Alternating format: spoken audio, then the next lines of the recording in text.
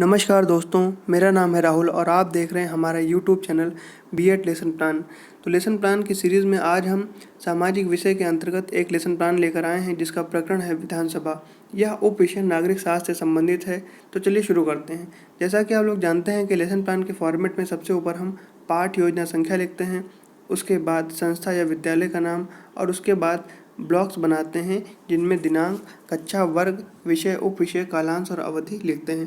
प्रकरण है आज का हमारा विधानसभा और उसके बाद हम लिखते हैं सामान्य उद्देश्य। तो सामान्य उद्देश्य यहाँ पूर्ववत लिखा हुआ है क्योंकि हम लोग प्रारंभ के ही 5 लेसन प्लान तक सामान्य उद्देश्य लिखते हैं और उसके बाद उसको पूर्ववत लिखना प्रारंभ कर देते हैं 20 या 25 लेसन प्लान तक, तो जहाँ तक भी हमको बनाने होते हैं। तो चलिए देख लेते हैं कि कौन कौन से होते हैं सामान्य उद्देश्य।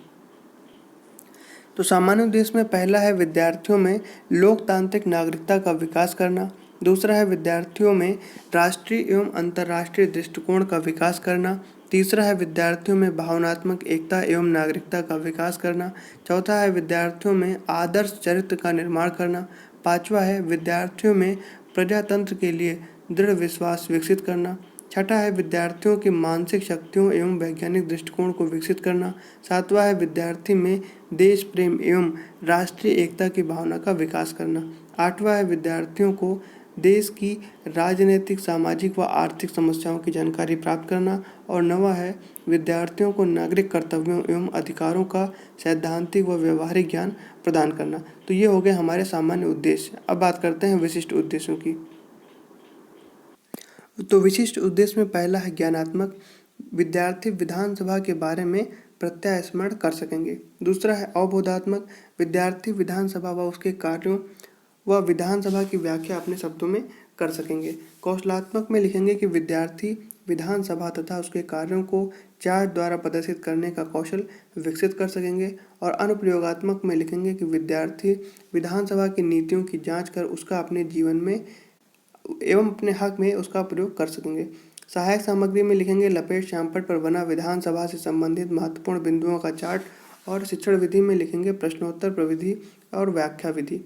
पूर्व ज्ञान में लिखेंगे कि विद्यार्थी विधानसभा तथा उसके कार्यों के बारे में सामान्य जानकारी रखते हैं और जो चार्ट बनाएंगे उसमें ये सब जानकारियाँ लिख सकते हैं लपेट श्यामपट्ट पर कि उत्तर प्रदेश में विधानसभा के सदस्यों की संख्या, निर्वाचन और जो सदस्य बनने की योग्यताएं होती हैं। अब बात करते हैं प्रस्तावना की। तो प्रस्तावना में 2 कॉलम बनाएंगे, पहले में छात्र अध्यापक क्रियाएं और दूसरे में विद्यार्थी क्रियाएं। तो प्रश्न करेंगे पहला कि गांवों का कानून किसके द्वारा बनाया जाता है। तो उत्तर में लिखेंगे ग्राम पंचायत। दूसरा प्रश्न लिखेंगे कि ग्राम पंचायत की तरह राज्यों के लिए कानून किसके द्वारा तैयार किए जाते हैं। उत्तर में लिखेंगे विधानमंडल के द्वारा। तीसरा प्रश्न लिखेंगे कि विधानमंडल में कितने सदन होते हैं। उत्तर में लिखेंगे कि विधानमंडल एवं विधान परिषद। विधानमंडल में कितने सदन होते हैं, तो 2 सदन होते हैं, विधानसभा और विधान परिषद। चौथा प्रश्न करेंगे कि विधानसभा किसका निम्न सदन है। तो ये हो जाएगा समस्यात्मक प्रश्न। उद्देश्य कथन में लिखेंगे कि बच्चों आज हम विधानसभा तथा उसके कार्यों के बारे में अध्ययन करेंगे। प्रस्तुतिकरण में 3 कॉलम बनाएंगे, पहला शिक्षण बिंदु, दूसरा छात्र अध्यापक क्रियाएं और तीसरा विद्यार्थी क्रियाएं। तो शिक्षण बिंदु में लिखेंगे विधानसभा। प्रश्न लिखेंगे कि चुनाव लड़ने वाले को क्या कहते हैं। विद्यार्थी क्रियाओं में लिखेंगे संभावित उत्तर। स्पष्टीकरण में लिखेंगे उत्तर प्रदेश विधानसभा में सदस्यों की संख्या 403 है। इसके सदस्यों का निर्वाचन वयस्क मताधिकार द्वारा होता है। वयस्क मताधिकार का अर्थ है कि प्रत्येक स्त्री पुरुष को मत देने का अधिकार है। विधानसभा राज्य की विधायिका का निम्न सदन होता है। अनुच्छेद 170 के अनुसार विधानसभा के सदस्यों की अधिकतम संख्या 500 हो सकती है। चुनाव लड़ने वाले को उम्मीदवार या प्रत्याशी कहते हैं। और विद्यार्थी में क्रियाओं में लिखेंगे कि विद्यार्थी ध्यानपूर्वक सुनेंगे। जो चार्ट बनाएंगे उस पर विधानसभा अध्यक्ष के कार्यों को इस प्रकार लिख सकते हैं और बाएं पेज पर भी लिख लेंगे। अब यहाँ पर शिक्षण बिंदु में लिखेंगे विधानसभा सदस्य के लिए अर्हता यानी योग्यताएं। तो प्रश्न करेंगे कि विधानसभा का सदस्य बनने के लिए क्या योग्यताएं होनी चाहिए। विद्यार्थी क्रियाओं में लिखेंगे यहाँ पर संभावित उत्तर। और स्पष्टीकरण में लिखेंगे कि विधानसभा का सदस्य बनने के लिए व्यक्ति को भारत का नागरिक होना आवश्यक है। उसकी आयु कम से कम 25 वर्ष होनी चाहिए। साधारण अवस्था में विधानसभा का कार्यकाल 5 वर्ष का है, जबकि आपातकाल में विधानसभा का कार्यकाल 1 वर्ष के लिए बढ़ाया जा सकता है।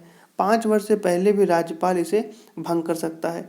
अब विद्यार्थी क्रियाओं में लिखेंगे कि विद्यार्थी ध्यानपूर्वक सुनेंगे। शिक्षण बिंदु में अगला बिंदु है कि विधानसभा अध्यक्ष के कार्य। तो प्रश्न करेंगे कि विधानसभा अध्यक्ष का प्रमुख कार्य क्या है। विद्यार्थी क्रियाओं में लिखेंगे संभावित उत्तर।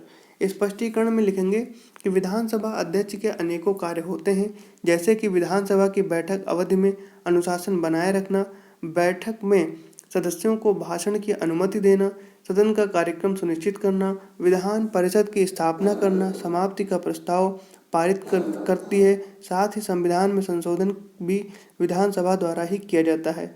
विधानसभा की सदस्य संख्या कम से कम 60 हो सकती है।